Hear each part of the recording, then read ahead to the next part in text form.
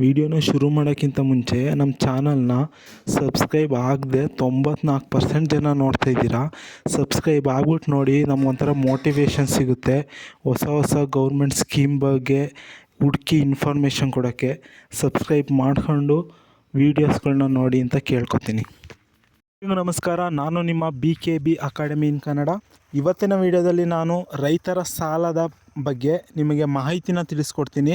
ನೀವಿನ್ನೂ ನಮ್ಮ ಚಾನಲ್ನ ಸಬ್ಸ್ಕ್ರೈಬ್ ಆಗಿಲ್ಲ ಅಂತಂದರೆ ಈಗಲೇ ಸಬ್ಸ್ಕ್ರೈಬ್ ಆಗಿ. ಇದೇ ರೀತಿ ವೀಡಿಯೋಸು ಈ ಚಾನಲಲ್ಲಿ ಸಿಗ್ತಾ ಹೋಗ್ತವೆ. ಬನ್ನಿ ವಿಡಿಯೋನ ಶುರು ಮಾಡೋಣ. ಸಂಕ್ರಾಂತಿ ಪ್ರಯುಕ್ತ ರೈತರಿಗೆ ಗಿಫ್ಟ್. ಎಲ್ಲ ರೈತರ ಹೊಸ ಸಾಲ ಮನ್ನಾ ಪಟ್ಟಿ ಬಿಡುಗಡೆಗೆ ರಾಜ್ಯದ ರೈತರನ್ನು ಸಾಲದಿಂದ ಮುಕ್ತಗೊಳಿಸಲು ರೈತ ಸಾಲ ಮನ್ನಾ ಯೋಜನೆಯನ್ನು ರಚಿಸಲಾಗಿದೆ. ರಾಜ್ಯದ ಸಣ್ಣ ಮತ್ತು ಅತಿ ಸಣ್ಣ ರೈತರಿಗೆ ಕೃಷಿಗೆ ಸಂಬಂಧಿಸಿದ ಸಾಲವನ್ನು ಮರುಪಾವತಿ ಮಾಡುವುದು ಅಸಾಧ್ಯವಾಗಿದೆ.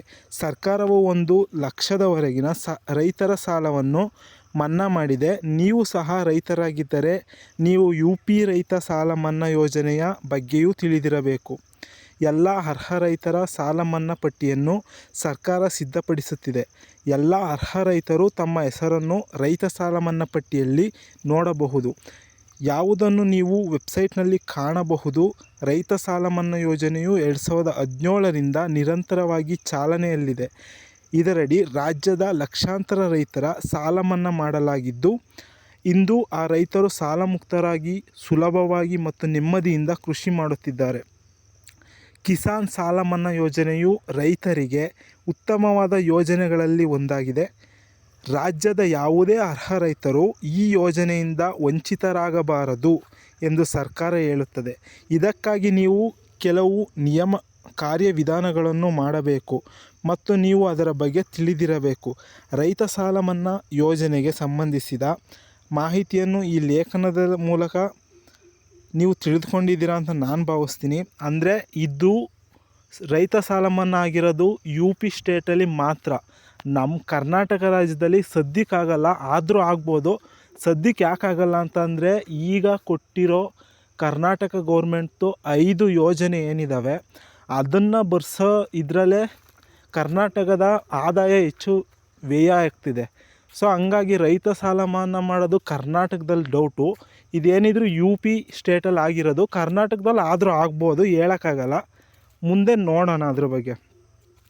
ರೈತರ ಸಾಲ ಮನ್ನಾ ಯೋಜನೆಗೆ ಪ್ರಮುಖ ದಾಖಲೆಗಳು: ಆಧಾರ್ ಕಾರ್ಡ್, ಕೃಷಿ ಸಂಬಂಧಿತ ದಾಖಲೆಗಳು, ಅರ್ಜಿದಾರರ ರೈತರ ನಿವಾಸ ಪ್ರಮಾಣ ಪತ್ರ, ಬ್ಯಾಂಕ್ ಪಾಸ್ಬುಕ್, ಪಾಸ್ಪೋರ್ಟ್ ಗಾತ್ರದ ಫೋಟೋ, ಮೊಬೈಲ್ ನಂಬರ್.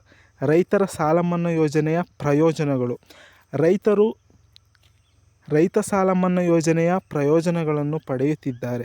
ಕಿಸಾನ್ ಸಾಲ ಮನ್ನಾ ಯೋಜನೆಯಿಂದ ರೈತ ಋಣಮುಕ್ತನಾಗುತ್ತಾನೆ. ಸಾಲ ಮನ್ನಾದಿಂದ ರೈತನು ಹೆಚ್ಚು ಸಮರ್ಪಣಾ ಮನೋಭಾವದಿಂದ ಕೃಷಿ ಮಾಡುತ್ತಾನೆ. ಇದರಿಂದ ಅವನ ಆದಾಯ ಹೆಚ್ಚಾಗುತ್ತದೆ. ಇದು ಅವನ ಆರ್ಥಿಕ ಸ್ಥಿತಿಯನ್ನು ಬಲಪಡಿಸುತ್ತದೆ ಮತ್ತು ಕ್ರಮೇಣ ಆ ರೈತನ ಅಭಿವೃದ್ಧಿಗೆ ಕಾರಣವಾಗುತ್ತದೆ. ರೈತರ ಸಾಲ ಮನ್ನಾ ಪಟ್ಟಿಯಲ್ಲಿ ನಿಮ್ಮ ಹೆಸರನ್ನು ಪರಿಶೀಲಿಸುವುದು ಹೇಗೆ? ಮೊದಲು ನೀವು ಅಧಿಕೃತ ವೆಬ್ಸೈಟ್ಗೆ ಹೋಗಬೇಕು.